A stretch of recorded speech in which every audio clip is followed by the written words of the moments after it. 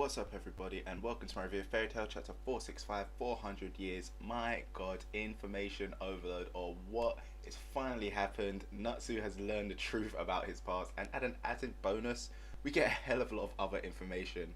So get into it now. There I was kind of thinking, obviously Zeref, he was obliterated from that last attack, but no, he survived. I was kind of thinking, this chapter was going to end up being flashback-esque, with Zeref recombining at the end of it or something, but to be honest, I kind of liked what happened in this chapter. So I know Natsu had that major power boost, but it kind of would have been a shame if he defeated Zeref this early on in this arc. It does kind of make me wonder how the battle will go after seeing as how Natsu has used up his new Dragon King mode. But on to the reveal, and boy did that hit home. Natsu obviously did his usual thing of hearing that Zeref is upon hearing that Zeref is his brother. And that he is end, he pretty much ignored it, thinking that it's just some BS ploy to distract him. That was obviously until Zeref shot a hole in the end book and it ended up hurting Natsu. I must admit, I was not expecting that whatsoever, that Natsu and the book were actually linked. I was kind of under the impression that End was a soul trapped in that book, and Natsu kind of was his own person. So once the book was released, the soul of End would return to his body, taking over Natsu's body. But yeah, that wasn't the case at all. It kind of makes me wonder, since how Zeref can damage the book and it hurts Natsu, when Natsu gets hurt, does the book get damaged? Is it a two-way streak or is it only a one-way thing? But the big mindfuck came from the actual story that Zeref told. The real reason that Igneel couldn't defeat End was because he ended up loving Natsu, and that's why he couldn't do it. It's like he loves him like a son. He can't kill his own son.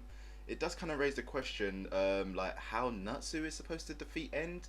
When Zeref said, not Zeref, sorry, when Igneel was just like, oh yeah, you're gonna have to be the one to take out End, and it's like, how is Natsu gonna do that? The whole when it was the whole soul thing that I was thinking of, it made sense, but now it doesn't, seeing as how the book itself doesn't exactly affect Natsu's personality at all. If it was a whole soul thing of Natsu, you got to overcome the dark side within you, but Natsu hasn't even shown one aspect of having a dark side or anything. So yeah, it's a bit confusing with that. But back to the matter at hand, it turns out that obviously all the Dragon Slayers are orphans from 400 years ago, so I'm guessing that their memories of when they were younger, their dragons were obviously from 400 years ago, from that time period there. It kind of makes sense, seeing as how, they were kind of in solitude, so no towns around them, so it's not like they're going to be able to see any newspapers to get any kind of context as to the time period when they were young as well, so it's like, they only remember the happy stuff, they don't remember every aspect of things, only the, big emotional things. So yeah, that's a bit kind of a strange one right there. Anyway, with this new information from Zeref, he also talks about Lucy's mother, Lila. So using the Eclipse Gate, her and another celestial wizard, Anna, she was one that Zeref obviously talks about, thanked in the last chapter. The dragons are obviously able to travel through time into the future. Guessing once they arrived there, that was when they ended up inhabiting all their Slayer children. The excuse of, it's to stop you from turning into a dragon. But at the same time, the actual excuse was they were there to kind of storing up Aetherius magic so that they can one day come back and defeat Agni-Ogia. Yeah, so that kind of obviously links to the whole dragon disappearing thing, but yeah, it's one of the things. They obviously went into the future because that's where there was more magic for them. In their time, dragons were dwindling, their powers were weakening. Agni-Ogia was at all-time high, so they had to get more magic where they could only get it was from the future. So yeah, there you have it. Lila, who opened Eclipse Gate on the other side, they didn't exactly explain what happened to her after all that. I'm guessing this will obviously come from Brandish's side of the story when she ends up getting interrogated. For some reason, I have a feeling that Lila went into the past. Hell, maybe Brandish is from another time period, from the past or something, but it could also be a thing that maybe she's actually a descendant of Lila from when she went back into the past, kind of making Brandish and Lucy related. It could be some form of story that was passed down on on her side of the family.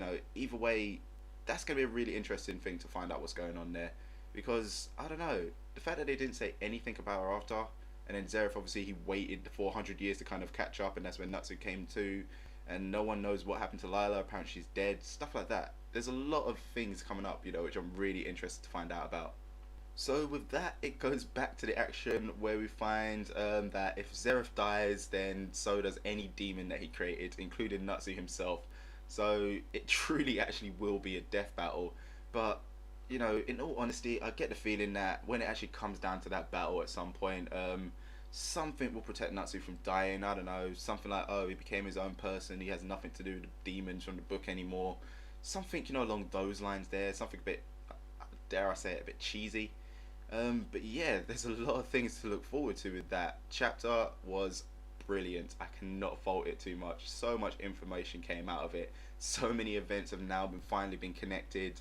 Obviously Natsu is now being dragged back to the guild by Happy because Happy's just like, no, I don't want you to die. You're not gonna die. We're friends, and then just drags him off. So yeah, it kind of makes you really wonder what is going to happen next. Will Natsu kind of like reveal to the guild what Zeref said? How will Grey react to any of this information? Lots of stuff. Obviously, I know I've probably missed something, some little detail in this chapter. So sound off about that stuff in the comment section below. Have a more in-depth discussion there. But yeah, next thing to look forward to, I guess, is Brandish's interrogation. More story links to come. And I must admit, Mashima, he has really made this world a hell of a lot more interesting now. I honestly am not really too sure where it's going to be going from there. There's obviously a few more flashbacks which could be pretty good. But yeah, I guess all in all, lots of stuff in Fairy Tail to look forward to.